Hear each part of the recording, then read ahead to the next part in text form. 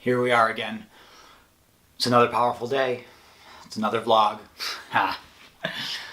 Let's get into it. Weekends.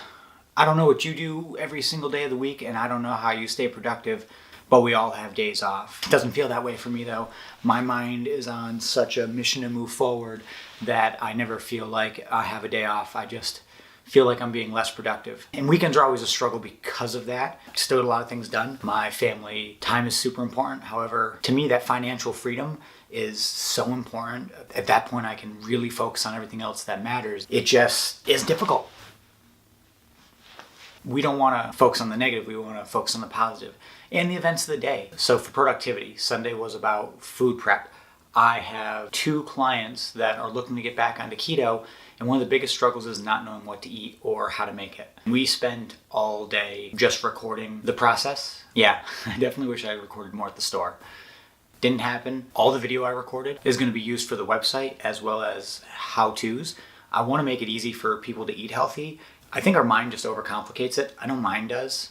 Caitlin helped me the whole day, really at these weird little stopping points where I kind of have to gather the thoughts, rearrange them, and figure out how to move forward. And we absolutely crushed it. All the meals done that we had planned on getting done. As of this morning, the client was not only surprised at how yummy they smelled, but how large the portions were. I don't know how many times I have to say this.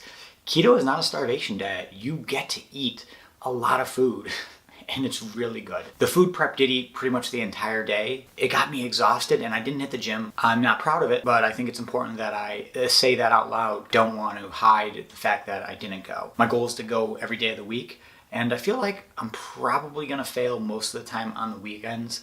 I may just have to do it first thing in the morning because once the day starts, it just gets away from me. I'll get all the important things to do with the life and business, but the personal development always seems to fall to the wayside. You can never let your mind think that that is okay. You really do have to focus on those core personal development habits, because if you can get those down and not doing them is unacceptable, you'll always get those done and get everything else done. But when you let everything else eat into that time, all that happens is you don't keep working on yourself and you try to get everything else done. Over time, you'll get lazier or worse about it, and then you won't even get that stuff done. Our mind is always going to eat up free time. Don't let it. Check your boxes hard, and then everything else will fall in line.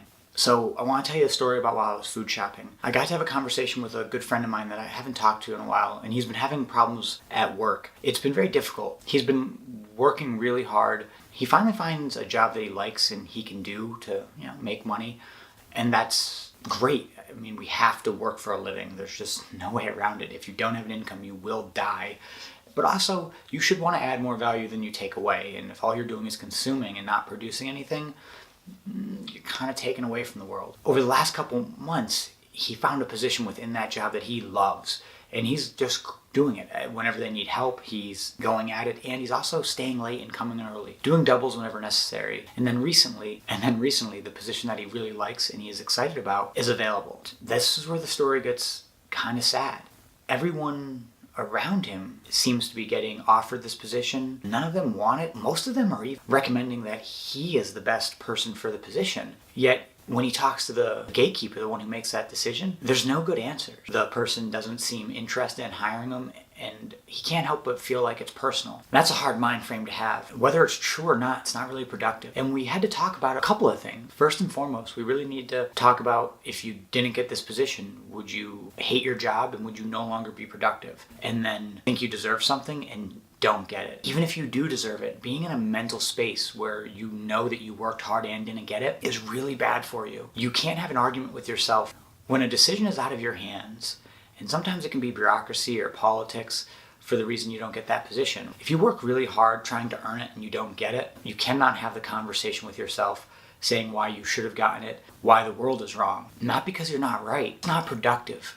When you're at work, you want to be happy because you've got to be there regardless. And if you've worked really hard and you don't get it, your body has all the justifications for why you should be upset. But we don't want to attach to those emotions. We've got to inform our mind. We're going to be positive and think positive. And we liked this job before we discovered that position, and we worked so hard because we liked it, and just because we didn't get what we feel we earned. And especially when you actually did work really hard, it's so much worse because your body has every argument for why you should be getting this. But again, that's not what we're talking about here. We're talking about being happy and staying productive, because if you hate your job, that is way worse than being a little upset that you didn't get the position you wanted this time. Most times in life, you're not going to get what you want. Even if you do get what you want, you're never really satisfied. That's why you can see incredibly successful people who are still not happy. They've gotten everything they want. We want what we don't have. And we struggle because we want. After we had talked a little bit and really unpackaged how he would feel if he didn't get it, and the importance of understanding why you cannot have those conversations with yourself. They're not productive and they'll only make your life less happy. Then we had to get tactical. I wanted him to have tools to increase his likelihood of getting this position. Favorite and most powerful is a no question, an affirmative no question. And hands down, if you're looking to get a position, you find the gatekeeper, you have a meeting with him, and then you ask him plainly, are you looking for me to fail at this job? It's a powerful question. Almost everyone is going to say no. And this is giving you 2 points towards moving your goal forward. 1, he has effectively agreed that he doesn't want you to fail. Super important. Once someone says something, it's very hard for us to go back on our own words. More importantly, we gave him the power of no. He got to say no, which gave him this feeling of freedom, but he moved you forward. And now that he is not feeling handcuffed from having to say yes, he's also in a position where he has to think about that and feel that. So at this point, if he doesn't want you to fail, what's the next question? What do I need to do to show that I'm capable of doing this job? Did you hear that?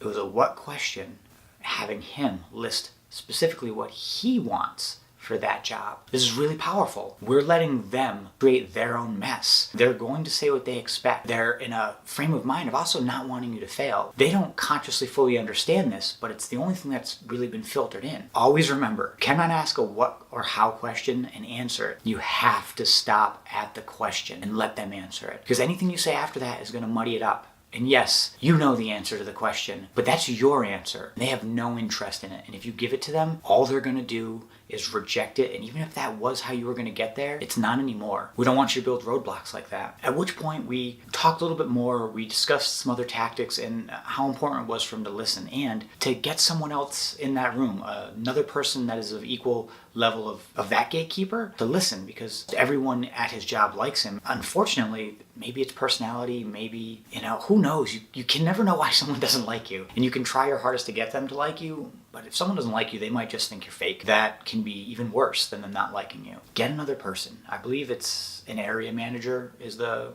gatekeeper in this case. Get another area manager that you do like to come into the meeting as well. Now there's a third party witness, but also an advocate. If you have this conversation between you two, with them there, not only are you going to hear everything you need to do and really get him to state it so that he knows what he's expecting, when you leave, you have a cheerleader on your team who's only going to reinforce the good things and not the bad things. This is incredibly powerful. I do believe that if he follows these tactics, he's more likely to get that position. Now, there's no guarantees in life, and I let him know that as well. I try every day, and I'm still not where I want to be, but even that's bad language.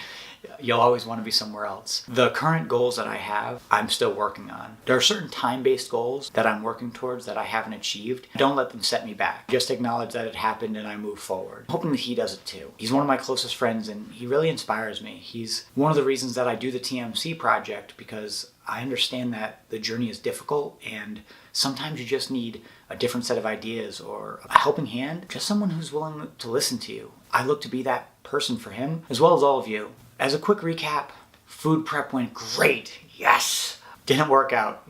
No. Sad face. I'm so upset about that still. And I wish I wasn't. Wait, hold on. Let's fix that. I don't wish I wasn't.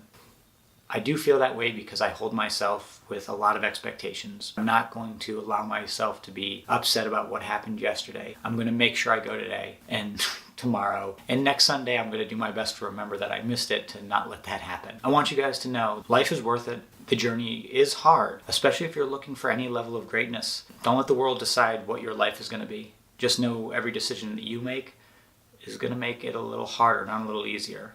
It's just the way it works. Accepting that will allow you to move forward faster and take action. Thank you for joining me. I want you to know that you're worth it. If you don't know what you want, start doing as many things as you can. I promise you. You'll know what you don't want very quickly. But you won't really be able to find out either way unless you take some action against it. Keep up the great work. Keep growing. Keep grinding. I would love it if you went over to my Instagram page, followed me. It's where I'm trying my hardest to really build awareness. It's a place full of love, and I don't know. You got to focus on one thing no matter what, right? Have an awesome day. I don't have an exit statement for this, so goodbye.